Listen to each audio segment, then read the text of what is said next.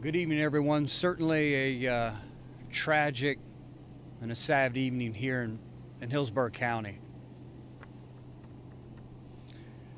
We got a 911, frantic 911 call around 7:30 p.m.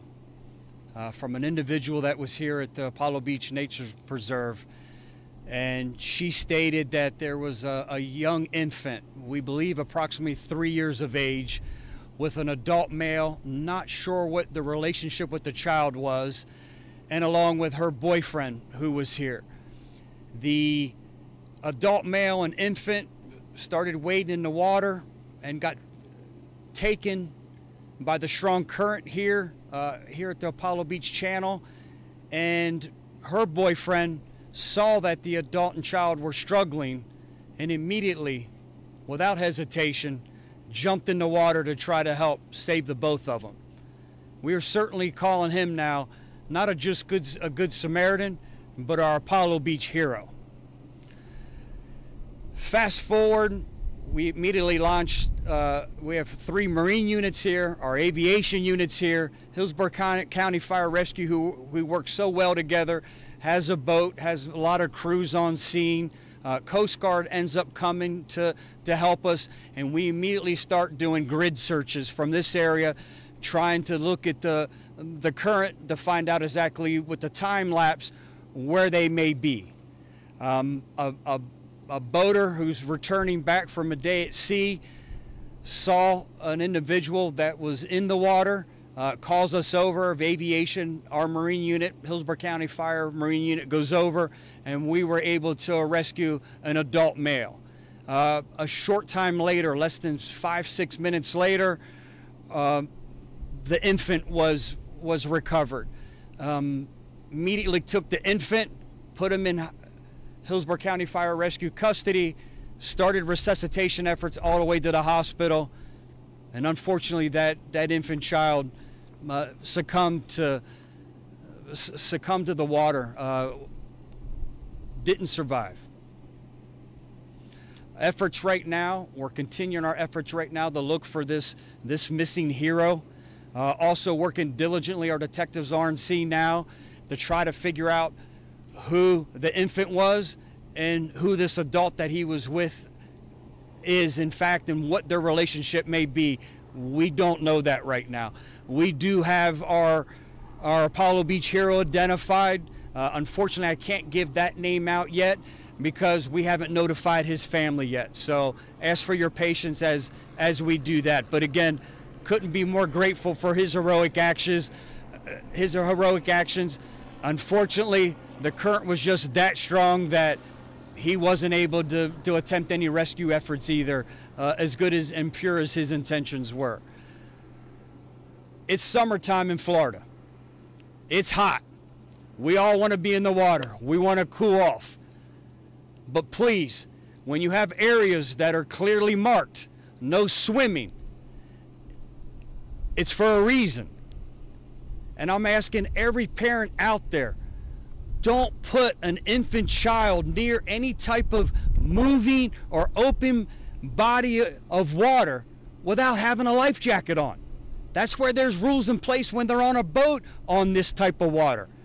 Please, it's summertime. Let's all be reminded that yes, we want to make those memories with our family, but safety has to be paramount. Safety has to come first before we take one action to enjoy each other in the water and try to cool off here in the hot Florida sun. So, Sheriff, the original adult male that was in the water with the child survived. We were able to rescue him? No, unfortunately, he had succumbed to the water and the heavy current, strong current as well. So we have 2 deceased at this time. We have the infant child that we believe to be approximately 3 years of age. We have an Indian male that we recovered. He is deceased. He has succumbed to the water.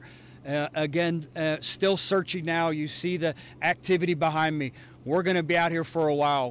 Between the Coast Guard, Hillsborough County Fire Rescue, we have 3 Sheriff's Office boats. Our aviation was here. We were fortunate that the Tampa Police Department aviation came out to give us a helping hand too, to have more light, more eyes out on the water. We're using our FLIR, our active system that identifies heat signature, to see if we can find anything.